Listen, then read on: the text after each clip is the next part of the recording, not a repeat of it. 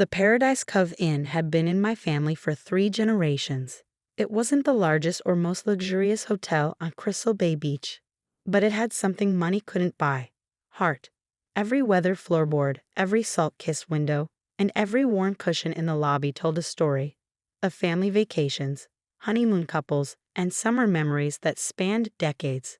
My name is Leela Chin, and this hotel is more than just my inheritance. It's my legacy. My grandparents built the inn in 1962. They were immigrants who arrived with nothing but dreams and determination. They started with just 10 rooms and a small restaurant serving Grandma's famous coconut pancakes to sleepy fishermen at dawn. My parents expanded it to 30 rooms in the 90s, adding a second floor and the Wave Watchers deck, which became famous for marriage proposals. I grew up in room 12, doing homework at the front desk and learning hospitality from the ground up.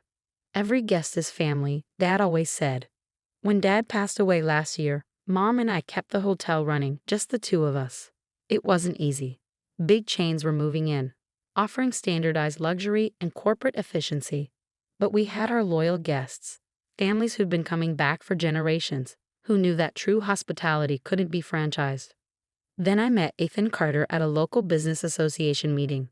He was charming, passionate about sustainable tourism, and seemed to understand the value of family-owned businesses.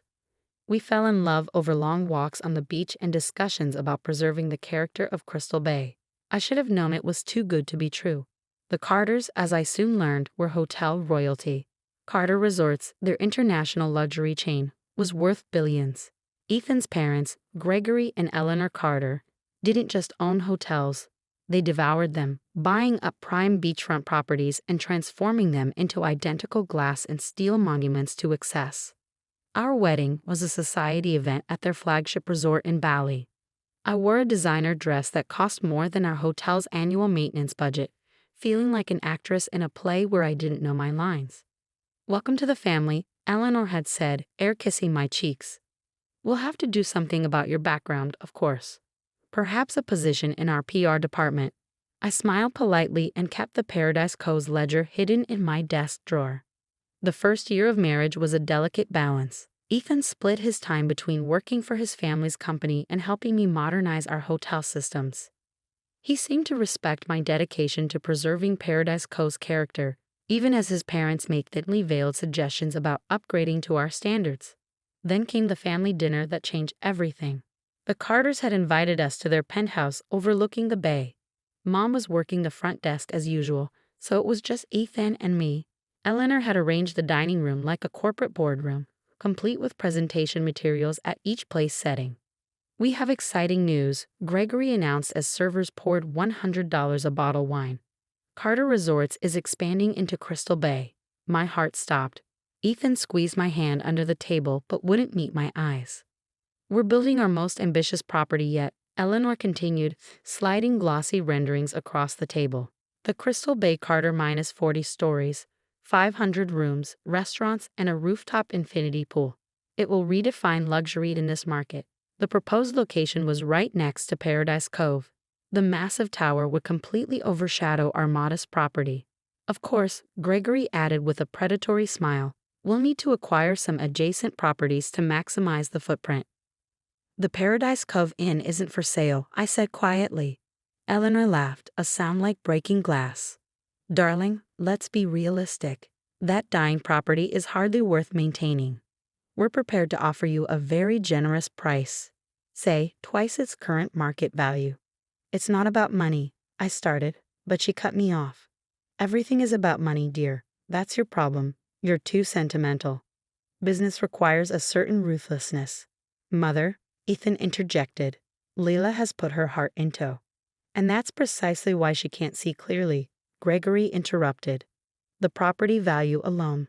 Once our resort opens, will force her to sell. We're offering a courtesy here, a chance to exit gracefully." I looked at Ethan, hoping for support, but he was studying his wine glass intently. "Think about it," Eleanor pressed. "You can have a real career with Carter Resorts. Leave that quaint little motel behind and step into the future." My hands were shaking, but my voice was steady. "No, thank you." "Don't be foolish," Eleanor snapped, her facade cracking. That worthless property won't survive 6 months once we break ground. Sell to us now or watch it crumble. I stood up slowly, placing my napkin beside my untouched entree. Thank you for dinner. I should get back. We have guests arriving. As I left, I heard Eleanor say to Ethan, "Really, darling, couldn't you have married someone more ambitious?" The drive home was silent. Ethan kept starting to speak, then stopping. When we pulled into Paradise Cove's parking lot, the sight of our vintage inn sign glowing against the twilight sky brought tears to my eyes. "Leela," Ethan finally said, "maybe they have a point. The market is changing. Paradise Cove would need massive investments to compete with another soulless luxury tower."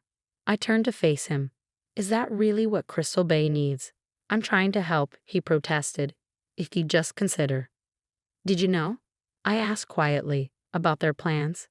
His silence was answer enough. "How long?" "For months," he admitted. "The permits are already in process." "Leela, please try to understand. This is business." I got out of the car, my heels crunching on the seashell-lined path my grandfather had built 60 years ago. "No, Ethan, this is family." Inside, Mom was checking in a young couple who'd just gotten engaged. Their faces glowed with joy as she gave them the key to room 15, the room where the groom's parents had spent their own honeymoon 28 years ago. "Everything okay, honey?" Mom asked as the couple headed upstairs. I hugged her tightly, breathing in her familiar scent of jasmine and fresh laundry. "We need to talk." Over late-night coffee in our private kitchen, I told her everything. The resort plans, the threat, the ultimatum. Mom listened quietly, her hands wrapped around her mug. When I finished, she got up and went to the old filing cabinet in the corner, pulling out a leather folder I'd never seen before. "Your father and I knew this day might come," she said, sitting back down. "The big chains have been circling Crystal Bay for years. That's why we made some preparations." She opened the folder, revealing documents, deeds, and maps that made my eyes widen. "Mom, this is insurance," she smiled. "Your father wasn't just a hotel manager, honey. He was a visionary." As she explained, a plan began to form in my mind. The Carters thought they were dealing with a naive innkeeper's daughter. They were about to learn that sometimes the smallest properties held the biggest surprises. "It won't be easy," Mom warned. The Carters played dirty. I thought of Eleanor's sneering face, of Ethan's weakness, of the legacy my grandparents had built from nothing. "Then it's a good thing we know how to clean up messes," I replied, thinking of all the spills and stains we tackled over the years. That night, I sat on the wave watcher's deck, listening to the surf and making calls. By dawn, I had the beginnings of a strategy that would either save Paradise Cove or bring down both our properties in the attempt. The Carters had 6 months until their grand opening, 6 months to learn that true hospitality, like true love, couldn't be bought or sold. It was time to show them exactly how much a worthless property could be worth. The next morning, I woke to the sound of construction. Carter's crews were already setting up at the adjacent property, their machines growling like hungry predators. I found Ethan in the hotel lobby, looking uncomfortable in his expensive suit. "Leela, please be reasonable," he began. "Mother and father are willing to increase their offer, 3 times market value." I was checking in the Thompsons, who'd been coming to Paradise Cove every summer for 20 years. Their kids had learned to swim in our pool.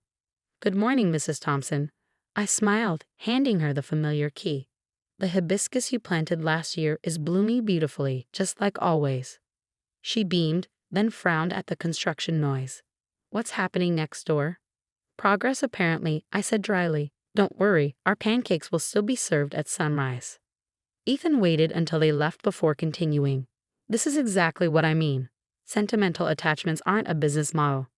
The Carter will have automated check-in, digital room controls, AI concierge services, and 0 personal connection." I finished. "Is that really what you want?" He ran a hand through his perfectly styled hair.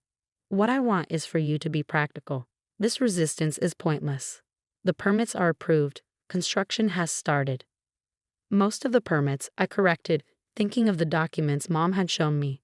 "Tell your parents I'm not selling. Not now. Not ever." As he left, I called the number Mom had given me.